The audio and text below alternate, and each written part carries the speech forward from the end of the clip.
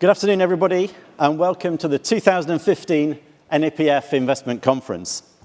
As always, it's great to see so many of you here today. This event is particularly important because it's a great opportunity with all the leading investment professionals together to develop thoughts about future innovation and the challenges we face. And this year's no exception. The theme of this year's conference is Living Longer, Investing Smarter. And this is what I'd like to talk to you about today. Firstly, how we need to think about both the challenges and the opportunities of an aging population. And secondly, with the need for pension funds and those saving for retirement to make their money go further, how can we invest smarter, improving value for money and therefore outcomes for savers? The implications of an aging population are widespread, influencing politics, employment, social and healthcare, the economy, corporate finance, and of course, investment markets. Politically, an aging population creates a difficult dilemma of just how much of the nation's wealth should go to one generation or another. And of course, a few weeks ago, we saw the Labour Party grappling with just that. Now, the choice that they made was to help fund university tuition fees for the younger generation by tightening pensions tax relief. A clear intergenerational transfer. And of course, you recall freedom and choice and the ending of so-called death taxes last year by the current government. The implications of these intergenerational policy choices can influence election outcomes. But those choices also directly influence each of the areas I described earlier. Today, there are 1.1 million people over the age of 65 who are still working. And that's an increase of 25% since the end of 2011. If older people can't afford to retire and are forced to work to a much later age, what does that mean for the future of our children when today there's 16.2% youth unemployment? So there are a number of unresolved challenges for us to all think about at this conference around our theme, Living Longer, Investing Smarter. The pension funds in this room have combined assets of around £450 billion and are responsible for the financial well-being of around 13 million people. So we are a powerful group, but with power comes responsibility. And that's the responsibility and opportunity we all have to identify the solutions around how we can invest smarter for those retiring both today and tomorrow. So let's now reflect a little more on living longer and the size of the challenge. Now, 30 years ago, there were 3,400 people in the UK over 100 years old. Today, there are 15,000. And in 30 years' time, there will be over 150,000. And unless they're still working, and who knows, they'll need their retirement savings to continue to provide income. Now, I don't know about your scheme, but my oldest pensioner is approaching 100. My oldest employed member is 83, with my youngest member just 16 years of age. Now, I'm sure many of you can top that, but my point isn't about who's got the oldest or the youngest. It's really about the pace of change and the impact on how long retirement savings need to last, and of course, the impact on pension liabilities. But an aging society also has some tremendous benefits and is something to be celebrated. For a start, pensioners spend around £128 billion a year.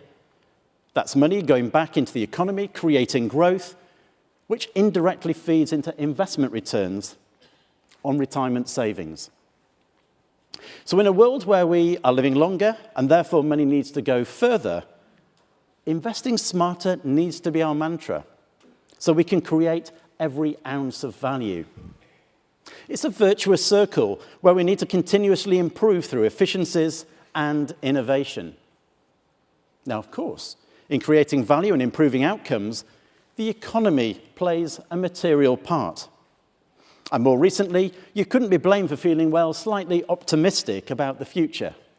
Last month, the National Institute of Economic and Social Research was one of the first to raise its UK growth forecast for 2015 from 2.5 to 2.9%.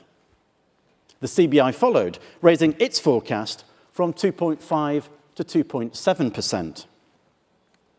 Now, economists say the fall in oil prices will be positive for business, reducing costs, creating further opportunities for investment. Some have even gone as far as predicting a $1.3 trillion stimulus for the global economy. And they may be right. I mean, just think back to 1986. The oil price halved, and the world economy grew by 4.6%. So historically, we have seen a positive effect. But of course, remember what we tell others. Past performance is no guide to future performance. And what about UK inflation? Predictions of future inflation have translated into thoughts about possible deflation. And just last month, Mark Carney said it was more likely than not that headline CPI inflation will turn negative in the spring before picking up later this year. Now, whether it's a blip or not, it creates real issues for DB funds with hardwired index-linked benefits. And whilst pension funds may provide zero increases, despite deflation, benefits aren't reduced. So there's another pressure, another challenge. What about equity markets? Just 2 weeks ago, the front pages of nearly every national newspaper were screaming about the FTSE hitting an all-time high, economic recovery, and the boom times were, yes, once again, just round the corner. Well, maybe. But before we get too carried away, let's just remember that on average, UK pension funds only hold around 29% in UK equities. And then after reaching a new record high last week, the FTSE fell away again as mining stocks dropped. Meanwhile, interest rates seem stubbornly low and set to stay that way for some time to come. And the yield reversion we've been waiting for continues to be, well, just around the corner. And therefore, of course, the significant impact this has on pension liabilities continues its corrosive effect. The PPF index in January plunged to record levels of aggregate deficit at 370 billion, but bounced back by over 100 billion in just 1 month. But aggregate deficits remain at historic highs. And of course, higher deficits require higher contributions. Now, despite continued calls to government to replenish the anorexic supply at the long end of the gilt market, the feeding frenzy from excessive demand continues to drive down yields and drive up liabilities and deficits. No wonder there was a sharp intake of breath across the industry when the ECB announced QE in the Eurozone. The market reaction was a further fall of yields of long-dated UK gilts. And this effect is naturally compounded by flights to quality from equity markets when there's political unrest. Now, we support the new European Commission's focus on jobs and growth in Europe. And their QE programme is a positive, as it's meant to help stimulate growth in the Eurozone by boosting their export markets and removing the possibility of deflation. This itself should also reduce the likelihood of a third recession in the Eurozone, the world's biggest economic problem, according to The Economist. So once again, we're pressing the Chancellor to urgently address the need for more long-dated gilts and index-linked gilts in his budget statement this time next week. I'm reflecting on Europe once again and considering its influence on UK pension funds. Last month, Lord Hill published his paper on the Capital Markets Union. It's important for pension funds because we're huge investors in the EU economy and huge providers of capital. So I'm looking forward to hearing from Lord Hill about the opportunities in Europe, including infrastructure and a more integrated bond market. And by the way, we're also hoping for some good news on the holistic balance sheet when he speaks tomorrow. That will be a big policy win for the NAPF, big in the billions of pounds and in the damage averted by UK pension funds. I've talked about the need for money to go further as we look forward to longer retirements, whatever that will mean in the future. And we hope that growing economies will help with that challenge. But how can we invest smarter? The other important challenge we've set for this conference. And what does it mean? Now, apart from water skiing, I'm quite passionate about cycling. Not so fast, but I'm still passionate. At last year's investment conference, I was lucky enough to meet one of my sporting heroes, Sir Chris Hoy. And he gave me two pieces of advice. One was about the smartest investment to make in a road bike, which I wanted to buy for a charity bike ride. And the other was about how he and Team GB were able to keep improving on their phenomenal success. You've probably heard of it, the policy of marginal gains.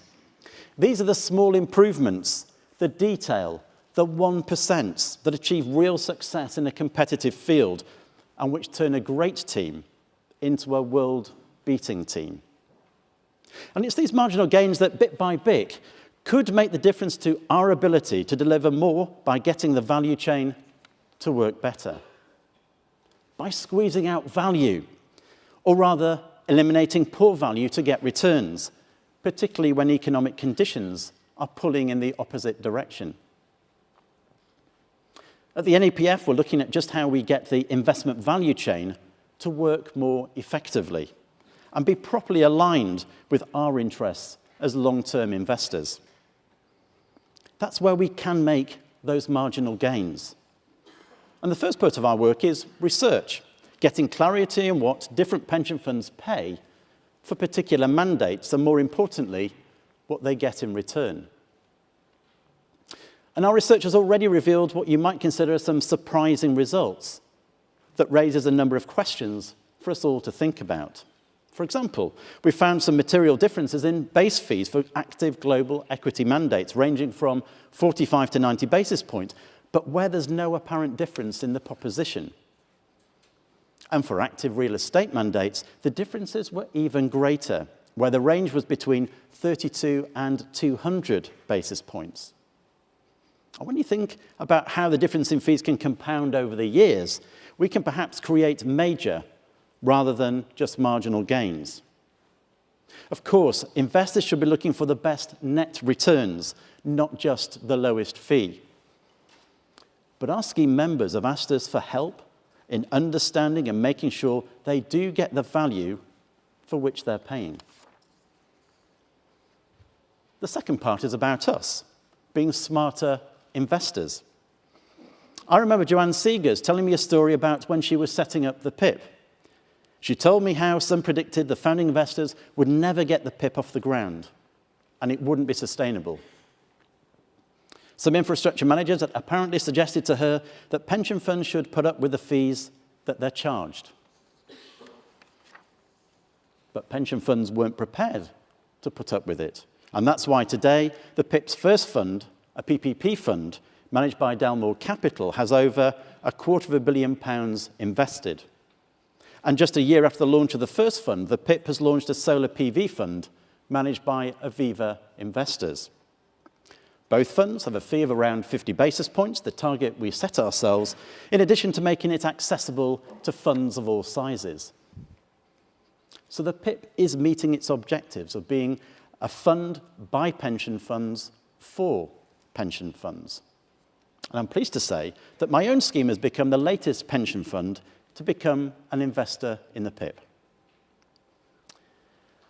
With the introduction of the PIP and our work on the value chain, we're responding to the needs of our members who asked us to support them in identifying ways to create more value through smarter investment. And as part of that, we're publishing a new guide to investment management agreements, which will be launched tomorrow. This is an easy-to-use tool to help trustees of all funds, but particularly small funds, understand how to navigate and get the best from their IMAs. And in November last year, we launched the new Stewardship Accountability Forums. These forums provide pension funds of all sizes with the opportunity to meet the most senior figures in asset management firms to understand how they steward their clients' money. And there's another next Thursday. Living longer means we really do need to invest smarter. And there are no boundaries to investing smarter, as no doubt you'll hear from our first guest speaker, Jimmy Wales. Because technology is also critical in creating efficiencies, reducing costs, and delivering those marginal gains. That's why we talk about the whole value chain. It's about pension funds getting the greatest value for money to deliver the best outcomes for those saving for retirement. It's about the recognition that in a low-interest world, every pound lost in inefficiencies or excessive charges is a pound lost in return. And net returns and outcomes really matter because they influence the quality of life that those saving for retirement will inevitably be able to afford. Earlier, I said that together, just in this room, we had the opportunity and responsibility for around 13 million people. People that rely on us, people for whom we can really make a difference. So together, let's be creative, courageous, and develop a nirvana for retirement savings that makes the difference we all want to see by using our scale for good. I hope you have a fantastic conference. I'm really looking forward to talking to you over the next few days. But in the meantime, thank you.